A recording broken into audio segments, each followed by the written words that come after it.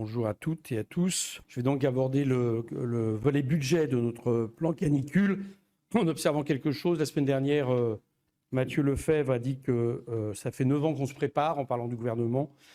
Ça fait manifestement 9 ans qu'on se prépare pour faire en sorte que les canicules soient de plus en plus catastrophiques en termes d'effets. Et on en est maintenant dans la situation que nous redoutions tous, c'est-à-dire faute d'avoir anticipé, faute d'avoir planifié une bifurcation écologique, par exemple, ne serait-ce que faire en sorte que toutes les nouvelles constructions isolent pendant l'hiver, mais isolent aussi pendant l'été, ce qui n'est pas le cas.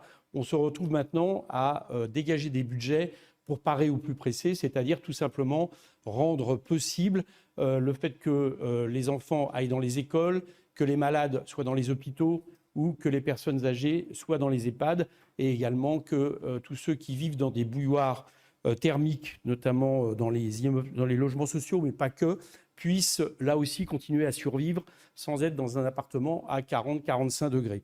Donc le budget que nous avons préparé, quelque part, c'est un budget d'urgence qui vise non pas à anticiper, bifurquer, faire la bifurcation écologique, ça sera le cas de notre budget pour les présidentielles, avec des sommes qui, faute de les mettre sur la table, ne cessent d'augmenter. Je vous rappelle que les études montrent que s'il n'y a pas d'adaptation au climat, tout cela nous coûtera 11,4 points de PIB d'ici 2050. Donc on voit bien qu'au fur et à mesure, on augmente. Mais là, on en est à la situation simplement de parer au plus pressé.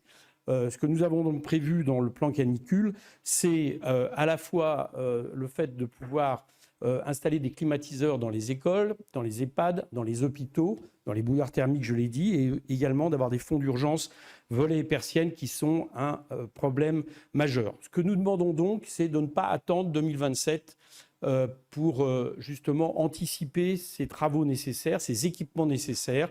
Et nous proposons donc que dès 2026, à travers un projet de loi de finances rectificative, on mette en place des fonds d'urgence que nous avons estimés pour le projet de loi de finances rectificative à 9,5 milliards d'euros, qui permettraient tout de suite de commencer à installer des cours Oasis dans les établissements scolaires à hauteur de 1,3 milliard d'euros sur un dispositif fonds vert, c'est-à-dire permettant demandant aux collectivités de mettre la même somme de leur côté.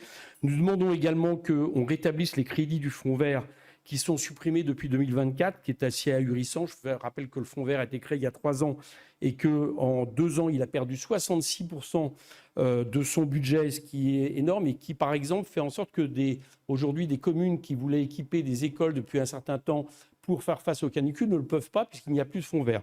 Donc ce budget fonds vert pour les cours Oasis et pour le fonds vert supprimé monte à 3,1 milliards d'euros dès un projet de loi de finances rectificative. Nous avons ajouté des mesures sur la question du climatisation. On pense qu'une climatisation globale des établissements scolaires, chambres d'hôpitaux, EHPAD aurait un coût de 2,7 milliards, en sachant que nous ne proposons pas les méthodes, j'allais dire, à la va-vite de M. Lecornu qui vise à installer des climatisateurs individuels, ce qui, à la fois d'un point de vue énergétique et d'un point de vue même d'efficacité, est catastrophique, mais de passer par des climatisations dites à 4 sorties d'air qui permettent de faire en sorte de climatiser 4 pièces, ça peut être des classes ou ça peut être des chambres d'hôpitaux.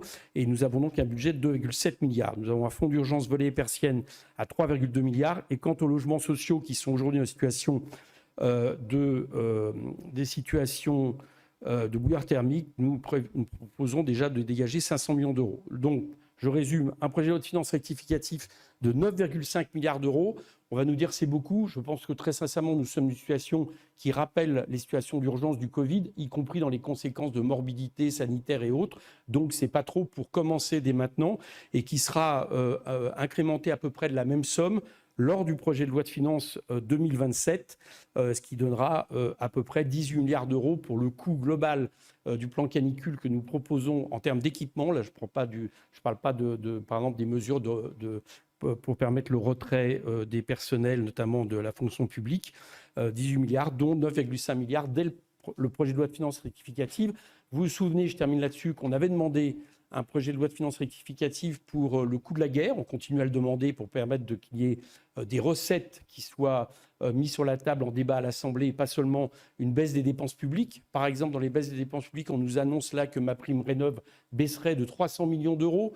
qui se rajoute aux 600 millions d'euros de baisse l'an dernier, qui montre là aussi la manière dont le gouvernement considère en réalité la question climatique, puisqu'il baisse les budgets des fonds verts, il baisse les budgets de MaPrimeRénov'. Nous rappelons également que par rapport à la situation déclenchée par l'affaire Liana, c'est-à-dire les violences faites aux enfants, mais également les violences faites aux femmes, nous avions proposé d'avoir un PLFR qui augmente de 1,5 milliard le budget de la magistrature, des EPJ, des services qui travaillent sur ce domaine, qui serait un budget qui serait doublé dès 2027 pour atteindre les 3 milliards demandés par les associations. Donc, si vous avez bien calculé, nous demandons 9,5 milliards tout de suite dans un PLFR pour le plan canicule, 1,5 milliard pour les violences faites aux enfants, ça fait 11 milliards d'euros. Il me semble que, vu ces deux grandes causes nationales, ce n'est pas trop demandé. C'est aujourd'hui la demande officielle que nous faisons au gouvernement.